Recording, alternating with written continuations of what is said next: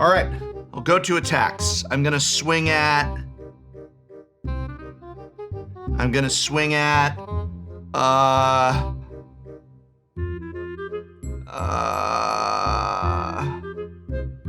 all right there, buddy?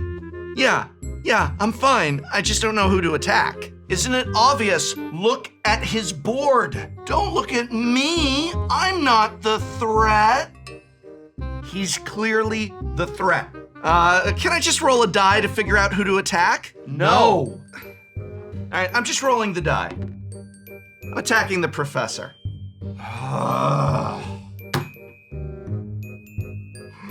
Gosh, I guess it's my turn now. We've all been in situations like that, which is why today we're talking threat assessment in Commander.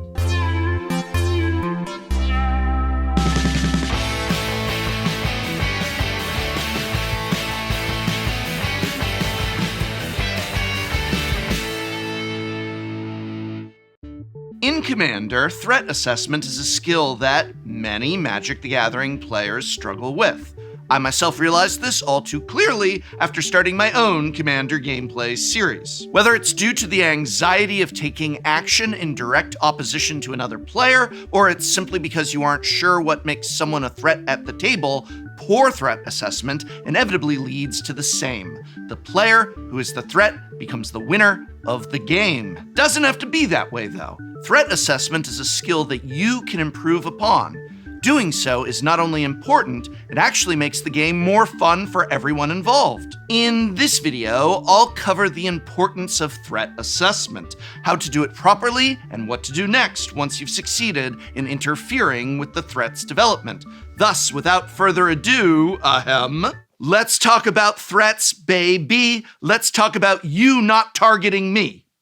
But first, it's a python. It looks like it's about to eat me. I'm sure this is all a misunderstanding, but I have no way to communicate with it because I never learned the Python language. Don't let that ever happen to you. Learn Python programming language with Boot.dev, sponsor of today's video. Boot.dev makes learning to code fun with their innovative self-paced instructional platform that feels like you're playing a captivating role-playing game. You'll learn back-end web development from start to finish, not just in the Python programming language, but in the Go language as well. Want to learn to program in Go? Well then Pokemon Go to Boot.dev. Boot.dev will get you writing a ton of code because getting your hands on the keyboard and shipping projects is one of the best ways to learn. And learning to code is one of the most straightforward ways to level up your earning potential. According to Stack Overflow, the median 2023 salary for back-end developers in the United States was over $100,000. But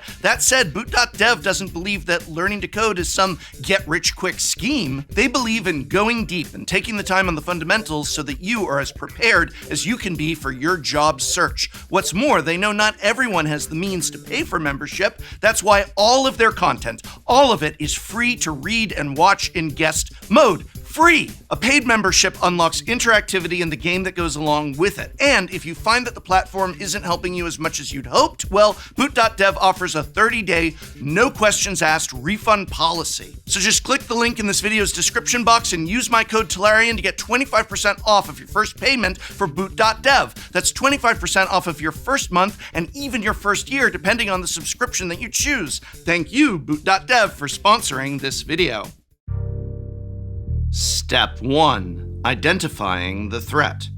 Sometimes identifying who is the threat at the table is easy. If a player has a huge board of creatures, or a lot of valuable permanents, or a ton of mana, or a scary commander, or even just a planeswalker that's about to ultimate, you can probably assess that they are the threat without my help. But what about the closer board states? On any given turn of Magic, at least after turn 1, one player will almost always be ahead. In fact, you could make a compelling argument that even before turn 1, one player is ahead. Maybe that player is a more skilled player, or maybe they have the strongest commander, or they brought a power level 8 deck to a game where the rest of the players are more or less running precons. Or maybe they just won the dice roll and are going first. Identifying the threat at the table when the threat isn't as obvious is a key opponent to the overall subject of threat assessment. It's also very hard to do, so don't beat yourself up if it takes you some practice to get the hang of it. Generally speaking, threats are only threats in context.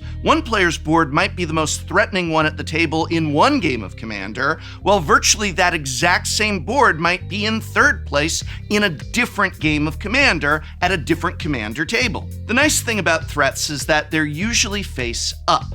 Even if the threat involves some hidden information, you can often see signs of it. If a player is accumulating a lot of extra cards or employing a lot of card selection, there's a good chance the combination of their board and their hand is stronger than it may appear from just looking at their board. When threats aren't concealed in the hand, they're always face up. Maybe it's a particularly powerful permanent like a One Ring, or a Seedborn Muse. Maybe it's an army of tokens. Maybe it's a stocked graveyard in a deck that uses its graveyard to great advantage. The other thing about recognizing threats is that not all threats are created equal. If your opponent has a One Ring out, but you're piloting a Nekusar deck, for example, then the extra cards that the One Ring draws are actively detrimental to them. In fact, they might not even activate their One Ring if it has too many burden counters. Similarly, a board full of tokens is a lot less scary if you have a few big blockers or even just one big blocker that has lifelink. A propaganda in play also suggests that a threatening board of creatures is only a threat to the other two players at the table. Lastly, multiple different threats all on board at once, controlled by multiple players, can make the board state appear muddy. It might be clear that there are several threats at the table, but it might not be clear which are the scariest. As a rule of thumb, here's how you should rank the various kinds of threats that can exist in Commander in order of scariest to least scary. First and foremost, the biggest threat will always be anything actively winning the game.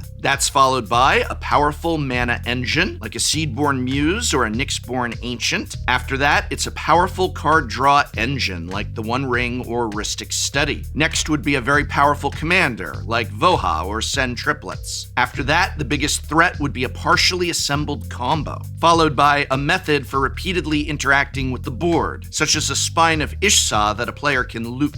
Next would be a wide board of creatures, even if those creatures are small, after which is a single massive Voltron-style creature with protection. Next is a few big creatures, especially if they have evasion, with the last item being a stacks permanent that's hindering the entire board. So why are these threats ordered in this way? Well, anything that's actively winning the game is scary for obvious reasons. But a powerful mana engine is scary because Commander is a format full of very powerful cards, and the bottleneck to casting those cards is almost always going to be mana. Lots of mana equals lots of ability to do powerful things. A powerful card draw engine is also scary because Commander is full of powerful cards, and accumulating more of those cards than any other player at the table usually leads to casting more powerful spells. A powerful commander is scary because it's both a powerful threat right now, but also because the threat is inherently highly recursive. You will have to keep beating the commander back to the command zone and making the card's owner pay commander tax over and over again if you want to answer the threat forever. A partially assembled combo is scary because it can win the game out of nowhere, and also uses the most hidden information. A partially assembled combo could be lurking in hand without you even knowing. A method for repeatedly interacting with the board is scary because these kinds of engines are incredibly difficult to interact with, both because they often use recursion and because the repeated interaction makes it hard to establish enough of a footing on board to fight back. A wide board of creatures is scary because even if they are small creatures, having a lot of them makes it a lot harder to block and interact with than just a couple big creatures. Any one creature is expendable, and moreover, the chances the player lands a Crater Hoof or Moonshaker Cavalry means a victory could be a single card away at any moment. A Voltron-style creature that has protection is scary because it too is hard to interact with. These strategies are often a bit fragile, though, which is why they're less scary than those above them. Having a few big creatures is only scary because these big creatures will likely win the game if unanswered, but they tend to be both easy to identify and easy to remove from the table. Finally, a stacks permanent that's hindering the entire board is only scary because the player who controls the stacks piece is probably less hindered by it than everyone else. Also, these stacks pieces have a tendency to add up.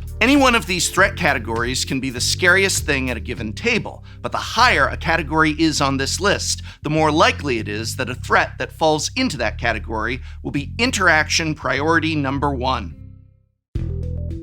Step 2. Answering the threat. Once you've identified the threat, it's time to get to work. Often, the answer to a threat is simple. They have heuristic study, and you have a nature's claim. They have a board of 30 2/2 creatures, and you have a wrath of God. Hammer, meet, nail. Other times, the answer is harder to parse. If they have an engine going, that usually implies multiple important and scary cards. Figuring out which card is the most important one to remove becomes tricky. Moreover, if their engine has been going for a while, they could have a way to protect it, like a counterspell or a heroic intervention, or they have a means of bringing it back like a reanimate. Cooperation is a key method for fighting back against a threat. The enemy of your enemy is your friend. Don't be afraid to table talk so that you can best combine your answer with an opponent's answer. Maybe the threat to your right might have a counterspell, but both you and the player to your left have a removal spell. You discuss the problem, your opponent's Seedborn Muse, for example, and agree that you'll cast your removal first to try and draw out the counter. If your opponents are as well-versed in threat assessment as you are, they'll usually be up for this kind of temporary teamwork. That is actually how a Commander game is supposed to go, and when it goes this way, it's a lot more enjoyable for everyone. It's important that your answer to the threat doesn't have you in a significantly worse position than you were before you answered the threat. If you can remove a Vein Ripper, but doing so would require you to sacrifice a critical creature to your deck's game plan, it might be better to let that threat live for a while and give your other opponents an opportunity to answer it first. If it becomes clear that no one else will solve the problem and you know that you will die if you don't use your interaction, despite that interaction costing you dearly, it's probably better to cast it than not. Far behind is better than dead, after all, but take a moment to think before you do. Do you need to kill this now? Is someone else going to do it? Recognizing the best time to answer a threat is almost as important as recognizing the threat itself. Sure, a certain card might be scary, but is it scary yet? Can you afford to wait? Maybe you have an answer, but the card is actually more threatening to your other opponents than it is to you. So you sit on that answer and force the other players at the table to take their crack at it. Or maybe there are two major threats at the table and you have a card that can deal with one of their boards, but not the other. In that case, you might want to wait till the player that you have interaction for defeats the player who you can't stop before getting involved. They'll be incentivized to do so because the other threat is also a threat to their own chances of victory. You might even consider tossing a bit of help their way in the form of extra interaction or an additional attack of your own so that they can get the job done quicker. Speaking of attacks, the best and simplest answers to a threat is just by turning your creatures sideways in their direction. You should never be in a spot where you want to roll a die to determine your attacks. Do not just roll a die to determine who you are attacking. There is always someone at the table who is the scariest. Figure out who that is, then send your creatures their way. If they have blockers that prevent you from doing so, then send your creatures at the scariest player at the table who doesn't have blockers. Step 3. I am become the threat.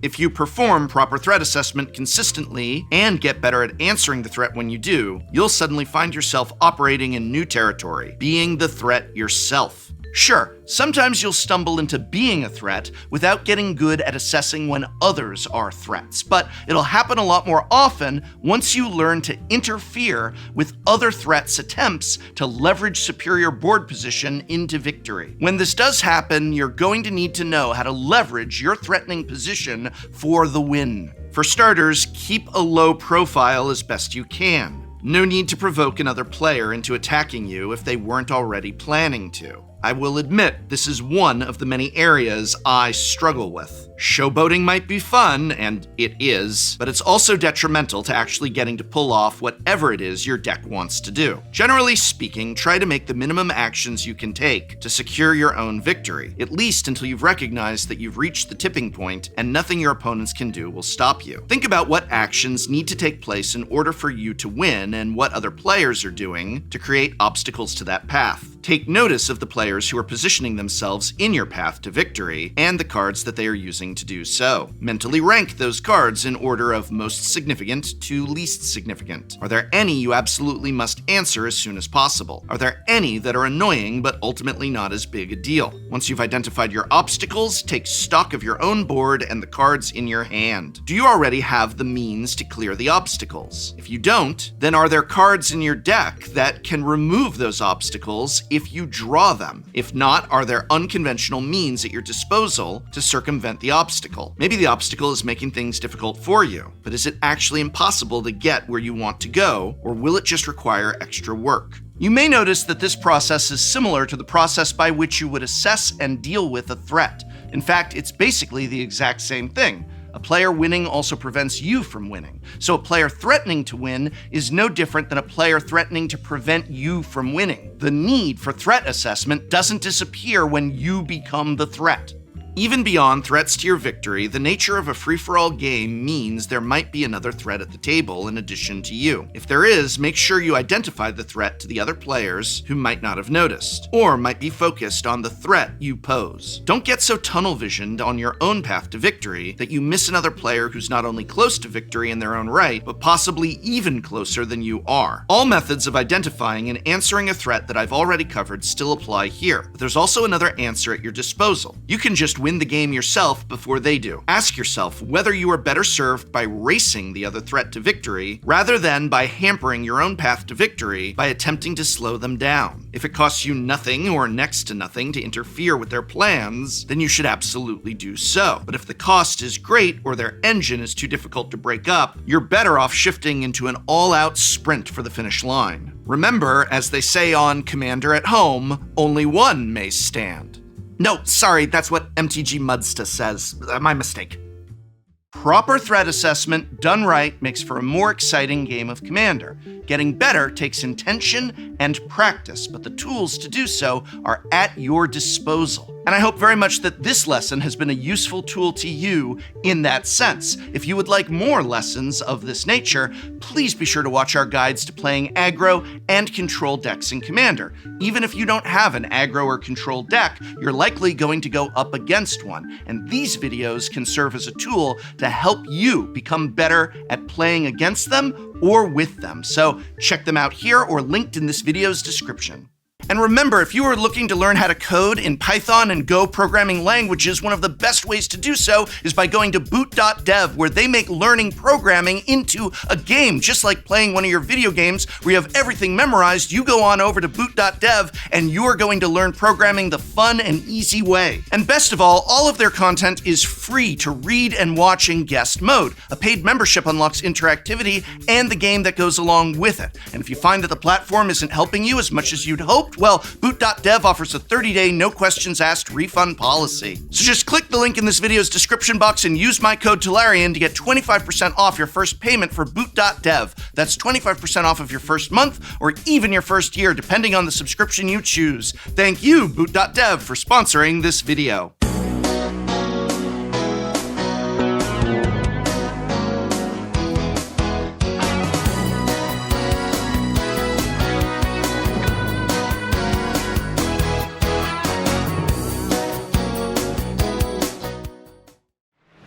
Next time on Shuffle Up and Play. But are you ready for this? It's Iffy. He's back in Magic. Yeah. Yes. I'm thinking I'm back. I'm back. So the idea is we have built decks that we think are going to be appropriate for a returning player. So anyways, on turn 3 with only 2 lands, I'm gonna play this Temple of the False God. Oh, I thought you were gonna be like, this is casual. And I'm like, well, what do you do when you dress up? Yeah. Did you read the sticker sheet? Reading the sticker sheet explains why the sticker sheet shouldn't have happened in the first place. I was gonna say, yeah, look at this and you tell me when you know what's going on. Hell is this?